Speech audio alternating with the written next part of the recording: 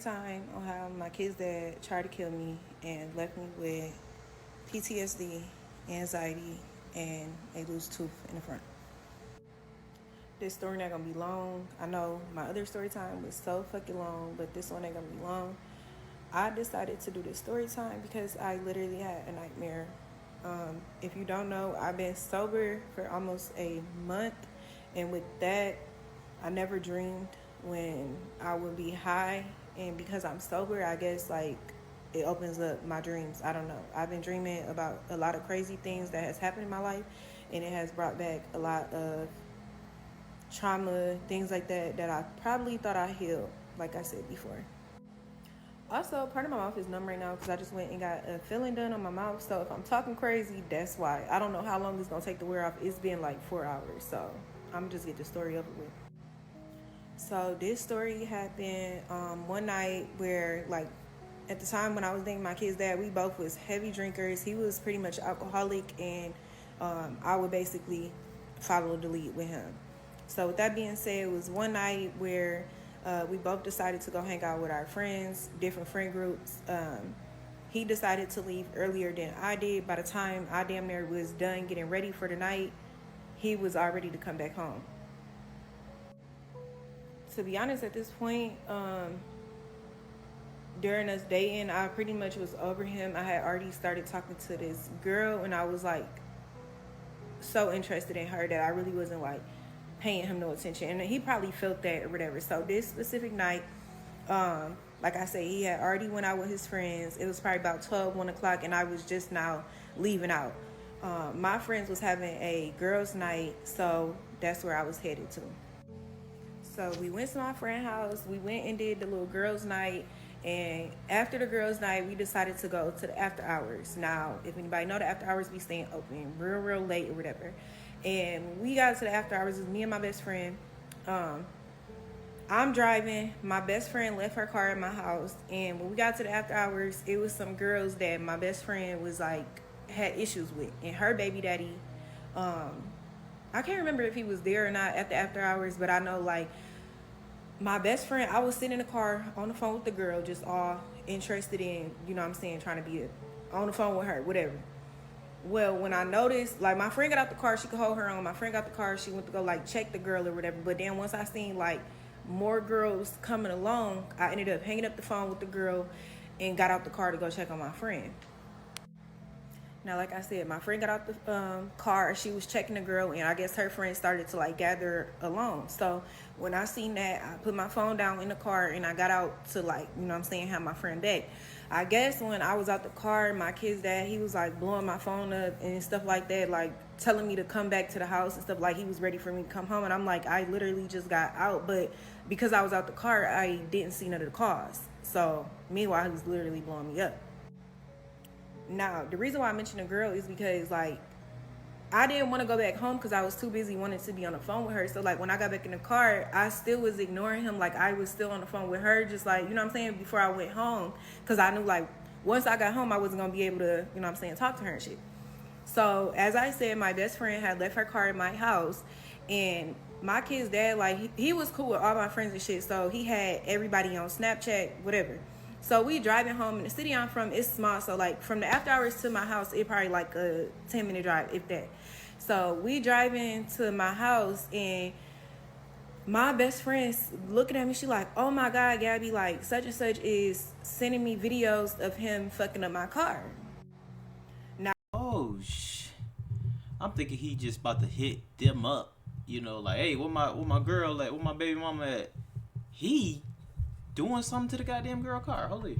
Now, I pretty much was in an abusive relationship with this person, so I already was like terrified of him. Like when he drink and stuff like that, I basically could hear his voice when he would be aggressive, and he had like old animosity towards me about some other stuff. Like when he'd get drunk, he'd just bring that stuff up and just basically like want to put his hands on me and shit like that. So when he was sending her videos of him fucking up her car, he was basically throwing my kid's bike at her car, like fucking her shit up. Wait, her car or his car or your car? Who car? She was like, I'm finna call my baby daddy because I'm like, you can't take me to my house. Like, I don't want to go there because I already know what's going to happen and shit like that. And I didn't want her to go there neither because he's crazy, and I'm just like, he gonna probably try to put his hands on her too. So she like, I'm just gonna call my baby daddy or whatever to meet me over there. I'm like, yeah, that's a good idea. Meanwhile, I'm like, you could just like, well, I told her like, I'm gonna just drop you off at the corner like 2 blocks away, and I'm gonna just go to my other best friend house, which was like 5 minutes away from my house. Cause like I said, I didn't want to go there because I already knew what was gonna happen. Like, he was gonna put his hands on me and it was just gonna be that. So I'm like, I dropped her off at the corner, and as I'm driving to my other best friend house, he's calling me again or whatever. Mind you, like I said, my city is small, so it don't take a long time for anybody to get anywhere. So she had already called her baby daddies, and by the time I'm damn near at my other best friend house, and she's walking to my house from the 2 blocks away, her baby daddy and his friend had already pulled up to my house on bullshit. So I guess by the time I made it to my best friend's house, I ended up picking up the phone from him because like at this point I'm not going there or whatever. So I ended up picking up the phone. He like yelling he's yelling in the phone, and I could hear like people in the background. Pretty much what happened is her baby daddy and his friend jumped him. Like, they beat the fuck out of him because you fucked up his baby mama car. Like, you a hoe ass nigga. Like, why is you even doing that? So I don't know why my dumb ass thought to go play Captain Save somebody or whatever. But I'm thinking, oh my God, I guess I just didn't want him to think like I set him up or like I called him to do that and shit like that. When really it was just like, I didn't even think her baby daddy was gonna do that. I just thought he was gonna go over there basically like, I don't know, get her car and just protect her from this nigga putting his hands on her, whatever. Probably get into it with him, but not like that. So They done went over there and beat his ass. Beat his drunk ass. What the fuck? I was like, fuck it, I'm gonna just go home or whatever, because I didn't want him to think like I set him up or anything, because he just was crazy and shit. I was just scared of him, whatever. So when I pulled up, like, I had my window rolled down a little bit. I pulled up to my house, and he was like in front of my neighbor's house, and I don't know, y'all, this story is just, oh my God, it's crazy. Soon as I pulled up or whatever, I had my window rolled down a little bit, and I just see like blood coming from like his mouth and his nose and shit. I'm like, oh my fucking God. So when he seen me, like, I'm driving, and my passenger window, was it my passenger or my driver? I want to say it was my passenger window. It was rolled down a little bit. He like cussing me out, basically saying like I set him up and stuff like that. This dude literally like reached, this how my tooth got loose. My front tooth is still loose to this fucking day, and this shit happened years ago. Like, it would never be in my mouth how it's supposed to. He literally like reached through the fucking window and like just punched me dead in my mouth, like so fucking hard. So I pulled off or whatever, like I reversed or whatever, and I tried to leave, but I really wasn't, I ain't gonna say I tried to leave. I just was trying to like calm him down at the same time, but like not leave. I don't know, I was stupid at the time. It's just stupid thinking. So when I did that, we still like kind of arguing and stuff. Like, he kind of chasing me down the street, like in the car, trying to get me to stop. So then I stopped. He arguing with me some more or whatever. He ended up like jumping. I don't know, at this point I think I must have rolled the window down a little bit more, because he ended up like at this point we in a different neighbor yard in a driveway, and he ended up like jumping all the way through the window. When he jumped through the window, he just started like beating the fuck out of me. Mind you, I'm still like trying to drive and shit like that. So Yo, real quick, I just want to encourage anybody who's going through physical abuse, man, to get up out of there. You know, you don't deserve that. You don't deserve to be getting hit, punched, smacked, none of that shit. Even verbally abused, you know what I'm saying? I hate to hear this type of stuff. I just hate to hear this type of stuff, you know what I'm saying? But, you know, some people are, you know, stronger than others to leave, and then some people have to, like, you know, go through a little bit more in order to leave, you know. And it's really unfortunate, you know, because I don't know, man, just gotta have some type of man, you gotta leave, bro. You gotta fucking leave, because you gotta leave, y'all gotta leave. I ended up getting out of the damn car somehow. I don't even know how I got out the car, but I ended up getting out the car. He ended up getting in the driver's seat, and I ended up like trying to run from him. So I'm trying to run from him, but like I think my phone was in the car. Like at this point, he got my keys. I just don't even know what to do. Like he's chasing me. He ended up parking the car, getting out the car, just grabbed me by my hair. I think I was trying to run from him. The nigga literally grabbed me by my hair, threw me to the ground, just started like beating the fuck out of me, kicking me, like fighting me like I was a dude or whatever. So I guess during the incident with the brother or with the uncle or whatever, he ended up Hopefully, he got his ass sent to jail, but we about to see. I said with the uncle, with the baby daddy, he ended up calling his brother, and his brother ended up pulling up. So like his brother is pulling up next to us. We in some, at this point we in a whole different street because I didn't ran. His brother is literally sitting in the car watching this nigga like drag me around, punch me, kick me, like literally do everything that you would think two men would do. Like this is what's going on. He's doing this to me. So eventually, I ended up getting up, running, and I'm just like, it's the middle of the night. By this time, it's like 3, 4 o'clock in the morning, and I had cousins and an aunt that living in that neighborhood, and like he used to be cool with these cousins and stuff like that, whatever. But like some shit had went down, so like he wasn't cool with them no more. But he was scared of them and shit. Like probably still today, he probably still scared of them. So when I left, like I was able to get away from him and stuff. Mind you, the whole time he was doing this shit, I'm telling his brother like, can you please just get him and stuff like that. Like call the police, like do something, like stop him and shit like that. His brother literally just watching him. I guess probably because his brother is a fucking woman abuser too. Like, they family fucked up. But anyways, so I'm just like running, knocking on everybody fucking door. Nobody would answer the door for me. I'm like jumping fences, hiding because he was driving around trying to find me. Like, the nigga is crazy. So I ended up knocking on these people door, these white people. They finally answered the fucking door and let me come in the house. And I'm like, can you please just call the police or whatever? So they call the police. The police come. Mind you, I don't got my phone, my keys, nothing. Or I think I might have ended up getting my keys back. But I must have had like, you know how you hook your key on to like your house key to your car key? I must have had my house key and he had my car key. Because when the police came, they like, do you know where he at? Blah, blah, blah. Because at this time, his family is calling me like, you set my brother up, blah, blah, blah. Like just going off of me. Not even giving a fuck about this nigga like literally choking me out, beating me. Like just none of that shit. So the police, they like, do you know where he at? I'm like, I don't know, but I know that he got my car. My car is parked on this street. He got my keys, blah, blah, blah, whatever. He might be at my house. So I ended up giving him my key, like my house key. And I'm like, y'all could go. So they like, they asking me questions like, mind you, he on parole because he had just got out of prison not that long before or whatever. So they was asking me like, will he have like a gun and stuff like that? I'm like, nah, he definitely wouldn't have no weapons or anything like that because he on parole. He ain't never he don't carry nothing, whatever, because he just didn't want to get in trouble and stuff like that. So I ended up giving the police and stuff like the key to my house or whatever so they can go in the house and get him so he can go to jail because I was scared to go back home and stuff. Like I definitely was not going to go back home that night. But anyway, so they ended up going up in there. I guess he was upstairs. He held himself hostage for a little bit or whatever.